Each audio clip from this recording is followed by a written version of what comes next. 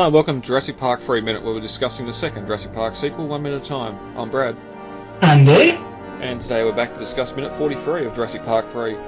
David, this minute and even previous minutes we've sort of discussed a little bit about the raptor communication between the animals on sauna, and there is a fantastic little article over at jurassic-pedia.com put up by Tyrannosaur TJ, which sort of goes into a little bit of the Velociraptor communication between the species.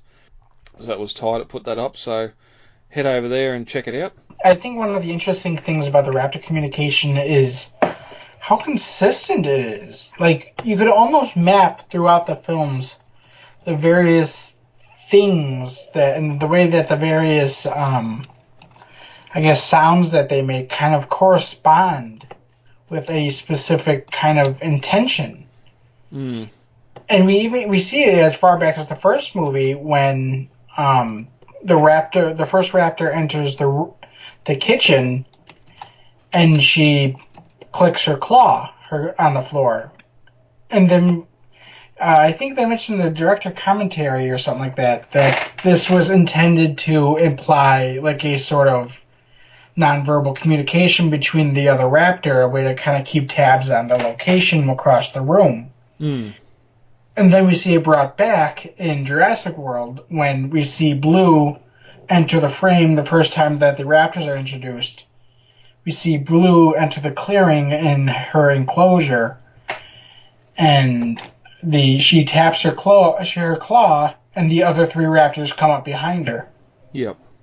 Yeah, well, that was one question was going to be, and we'll definitely get to it when we get to Jurassic World at the end of the year, but just how much to gain the vocalization, especially there, as you said, with the toe tapping and the chatter between the four raptors that we get in Jurassic World, and then to the Indominus too, when that whole scene happens. So, and just how much it sort of mirrors what we've seen previously in the franchise. Then, of course, another one is the bark that kind of the total sex noise, I guess. They make a barking noise that is brought up in the first movie. When you see the raptor at first enter the room, she rears up and starts barking. Yeah, yep. And then you see the other raptor come up behind her. And this has always been a sort of like a over here or like a come here kind of or even like an alert kind of noise, because we see the Jurassic Park 3 raptor make the same barking noise when he exits the embryonics complex, and then we get the shot to the other raptors as we discussed in the previous minute, and it's the other raptors start turning their heads and start like getting into formation, and it's very interesting how consistent this stuff is, you know? Yep, no, agreed. Hopefully it continues when we get some in Jurassic World 3 as well. Especially since Blue's on the loose. Mm-hmm. And the possibility for more raptors to come back, created by different people. I have a theory that there are two kinds of boys. There are those that want to be astronomers and those that want to be astronauts. The astronomer, the paleontologist, gets to study these amazing things from a place of complete safety. But then you never get to go into space. Exactly. It's the difference between imagining and seeing, be able to touch them. That's all that Billy wanted. Alright, Dave, ready to get on minute 43? Yep. Alright. As we enter minute 41 of Jurassic Park 3, Paul, Amanda and Billy had found refuge in the treetops. Billy had asked the others, have they seen Grant? As we start minute 43, Grant runs through the jungle, waist-high grass, already separated from the others. At the 8-second mark, we cut back to Paul and Amanda up in the trees as they look down Udesky, lying motionless on the ground, his right arm twisted backwards, painfully. Paul says, "Oh my God." Amanda yells out, "Mr. Udesky, Mr. Udesky," but he doesn't move. Billy calmly says, "He's dead." At the 17-second mark, his arm slowly moves, and Amanda says, "Oh my God, no he's not," and starts to climb down towards him. Paul and Billy try to stop her. Wait, something's not right. But Paul's saying, "We've got to help him." As Amanda starts to climb down the tree, a branch she's holding snaps, and she starts to fall, tumbling from branch to branch, before seemingly her legs get stuck, and she falls backwards, hanging from a branch, looking down at the ground, just as the Velociraptor male and female spring their trap, and come running in, and jump up and snap at her face. At the 34-second mark, Paul and Billy arrive by her side and help her up, and she's safe back in the top of the branch. Billy scoffs. They set a trap. They actually set a trap. At the 42-second mark, we cut back to Grant looking through some grass, as another pair of male and female raptors, but most likely the same animatronics, are barking at each other, calling back to the others that are with Udesky. Grant watches on intensely, asking himself, "What are you saying? What are you looking for?" The two raptors' barks are answered by the two raptors back at Udesky, and the female runs off into the jungle. And as the minute ends, the male bends down and takes Udesky's head in its jaws and twists. As we open on minute 43, we cut to Alan running through the jungle, Billy's camera bag in hand. He takes a moment to look down, or look back to see if he's being followed, and then turns forward again and continues running. It's sort of weird here. It looks like he's starting to do something with Billy's bag. At first thought, I thought he was opening it, but I think he's just sort of reclipping the strap together so he can put it over his neck. Yeah, I think so. I do like the set foliage in this shot, though. Where we see Grant kind of enter the long grass. Maybe shouldn't have done that, but... Well, he wasn't there that time. No, he wasn't. But yeah, the set foliage is very strong in this shot here. How it goes from open plain to set to this long grass and then into the jungle. And then you can see the streams of light coming in behind Sam Neill. And apparently, according to Behind the Gates, they accomplished that look by kind of like stuffing fog machines across the set, and then opening hatches in the roofs of the studios, of the sound stages, which allowed sunlight to filter in and kind of create this real life kind of filtered sunlight look. Wow. Yeah, you get those beams of light coming through as if they're coming through a canopy of trees. Yeah. Oh, that's awesome. And while we're on Billy's camera bag here, Grant, as well, one thing I didn't mention, that whole scene when they're in the lab, Billy's got his camera in hand. He's never actually got it back in his camera bag. I think we mentioned last minute in the script, I think it was, that he sort of reached in to get his roll film out without anyone seeing. But even as they're running from the raptor, he's got it slung around his shoulder as well. But once they get outside the animatronics administration, that camera's gone, so it's been dropped somewhere as they're running, fleeing back through the building before they get to the front again. So it's sort of odd. Well, it's never brought up again what actually happened to his camera. Mm-hmm. We cut back to Amanda and Paul and Billy up in the trees, and they look down on the fallen Udesky. Paul says, "Oh my God," before Amanda calls out his name. And they've been moving from tree to tree in the direction of Udesky's screams from the last minute, which it sort of says in the novel, that in the script, that the trees are sort of interlocking branches and that, and it wasn't easy, but they were able to move between the branches in that direction. But we don't really see that here. It looks like they're just in the one tree and they go from one side to the other and see Udesky lying on the ground. No, I do know that there was, I think they shot that, though, for the movie, because I know there's, like, production stills of them kind of walking across the branches and kind of moving tree to tree. But Amanda calls out his name again, and Billy sort of pretty much says, no, he's dead. And we look back down as his arm begins to move, and Amanda yells, "No, he's not," and starts to make her way down there. And we sort of get the line from Billy, wait, something's not right. So he's got a little bit of a spider sense there, and suddenly the branch that she's holding snaps. She begins to fall and sort of topples / bounces off some branches, and that falls down and comes onto one last branch and sort of slides over it backwards, and her legs somehow manage to hold, almost gymnastics-like. So this is nearly our second gymnastics scene on Sauna. Now, I do kind of have a problem with the way that this scene is shot, just because the trees look so fake. Oh, yeah. I mean, it looks like they're, like, especially when Amanda first falls off and slips off the branch, and we see the interlocking branches, and it's just, I mean, you could almost see the set wall behind the vines that they have set up there.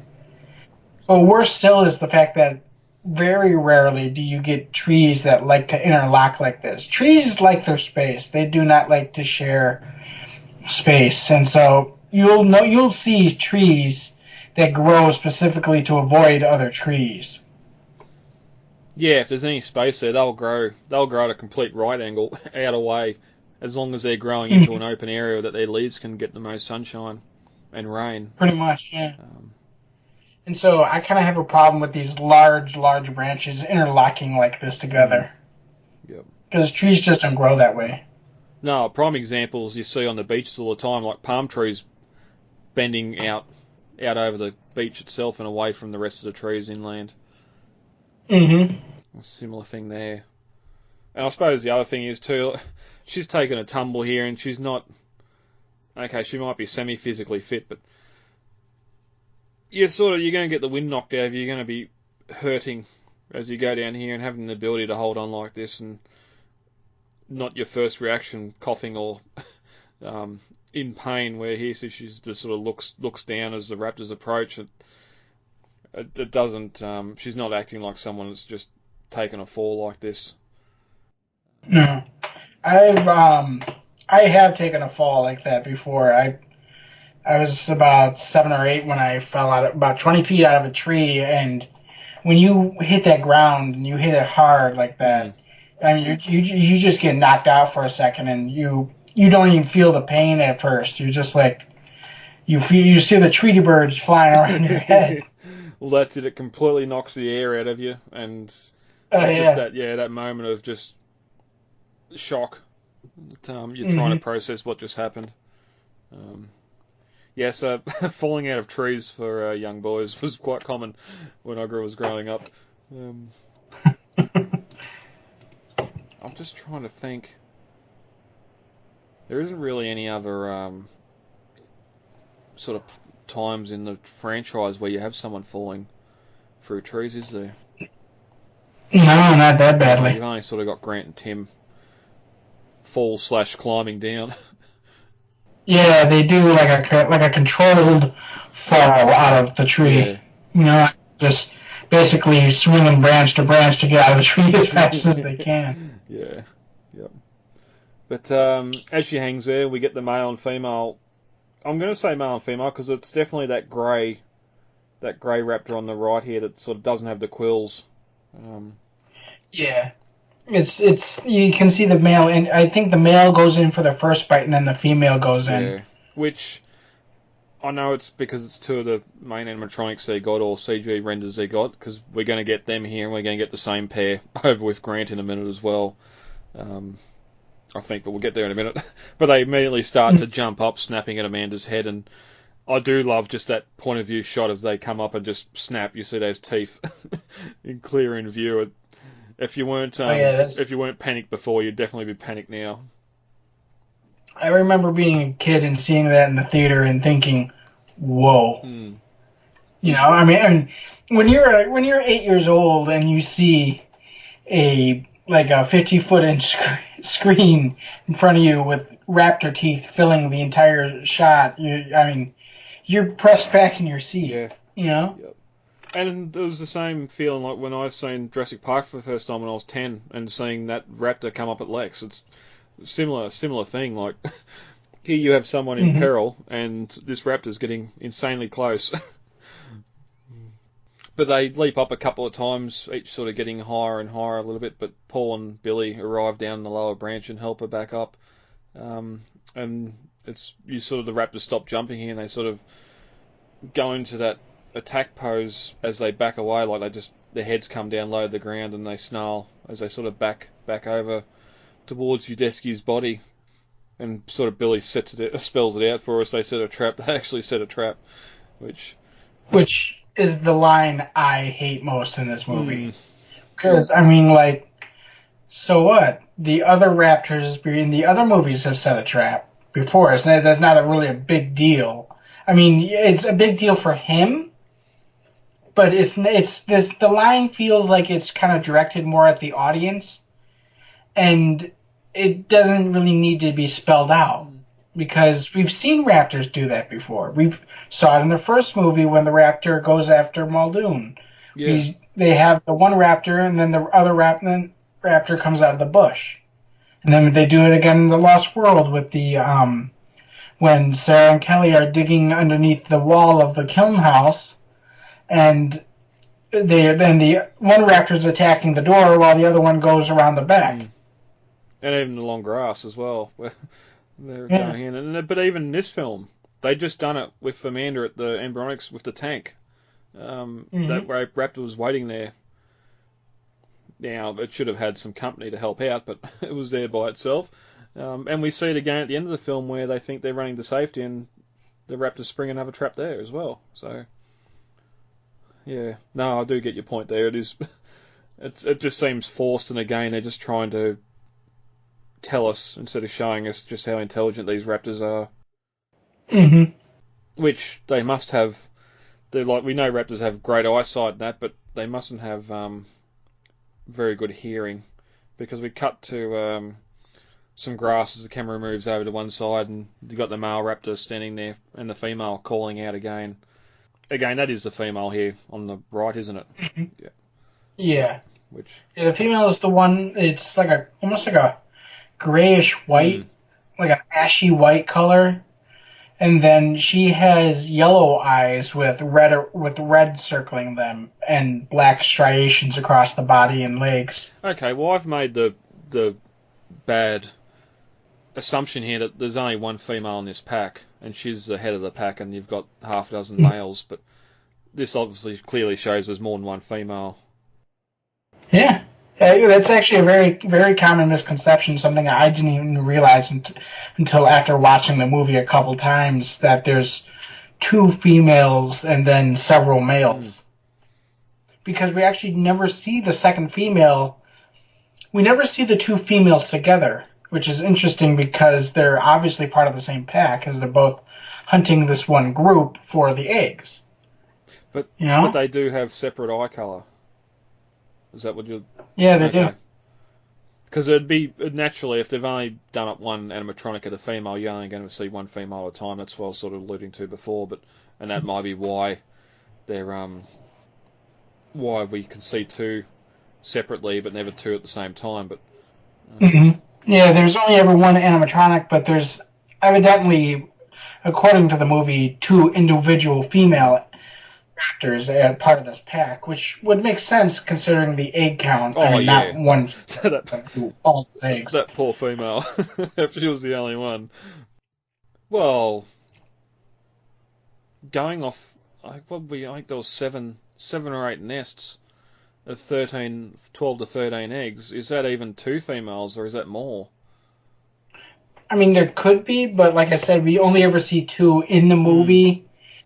And we never see the two together, which is kind of strange. There's only one female that's part of the pack that corners them near the beach at the end of the movie. Yeah. But Grant's watching them closely, all fear and caution thrown to the wind. He's sort of doing a bit more of his research here. What are you saying? What are you looking for as they're calling to each other? Sort of the fear's gone. He's more intrigued about what these animals are up to. But we cut back to Udesky. The male and female call back to the others, and the female runs off into the jungle, and the remaining male bends down and picks up Udesky by the head, and you can see Michael Jeter's eyes here opening, like he was awake when this animatronic picked his head up. Is it the animatronic? I mean, I'm can't tell because I mean it doesn't have all the electronic bits that usually come out from between the legs to kind of run the animatronic. Yeah, because it's full body. Yeah. Yeah. Yeah. But I do like the shot of the female that we get before that, and then the ensuing shot of the male as well. We see the female blink, which is really cool because it's not. I mean, usually they don't show the the CGI models blinking a lot. Yeah. And then we get that nice close up on the male's head, and you can see all those nice, beautiful colorations. As the minute ends, the raptor sort of twists its head in a single motion, much like we've seen with the Spinosaur and the Tyrannosaur earlier, and Udesky falls to the ground limp. Wu must have put some sort of ninja neck-cracking ability into the DNA into the animals he cloned, because it seems to be their preferred way of killing people. I kind of felt like what he was doing was ripping out the back of his spine. Because you can kind of see him chew on something and swallow it before running off. Yeah. Well, that's where this film could have got a lot darker, and where the script starts to take a little bit of a deviation from what we see in film. So there's a little bit more here than normal, which we can get into. As I said before, the tree branches are described as being crisscrossed, creating a second level above the ground. It's not easy going, but they can move amongst them from tree to tree. And while Amanda and Co are moving amongst the treetops, we cut down to Udesky, unable to walk. He attempts to crawl away from the animals, the effort clearly causing pain. And strangely, the animals no longer seem interested in him, but instead standing and talking to each other. And Udesky is surprised that he's still alive. And suddenly one of the raptors slashes at him again, but it's not a fatal blow. It's just a more painful one, and he cries out louder this time. And then that sort of gives information, or that gets Amanda and Co to get there quicker, and they arrive in the trees above him, but the two raptors are gone. As we see in the film, Amanda goes to make her way down, but Paul grabs her, saying it's not safe. And Amanda says we have to help him, and Billy says sort of the right thing, a predator wouldn't leave a kill wounded, which again, this is the first time we've seen raptors leave people alive after attacking them. Amanda retorts it's not a kill, he's still alive, and that's when the raptors spring their trap, and they're angry that it didn't work. Before Billy says he set a trap, Paul says they couldn't climb the tree, so they're trying to get us to come down. I think it's interesting that that in the final film you can actually see the branch that Udesky was brandishing against the raptors. It's near his legs in the final film. But so yeah, the scene was filmed, but unfortunately just never seen. Right. On the cutting room floor. But the raptors are bored of waiting, so they finish off Udesky and make a meal out of him. The other watch on, horrified and sickened, which that could have been interesting if we'd sat there for 5 minutes while they ate him, even just the crunching of bones and seeing Paul and Amanda and Billy screwing their faces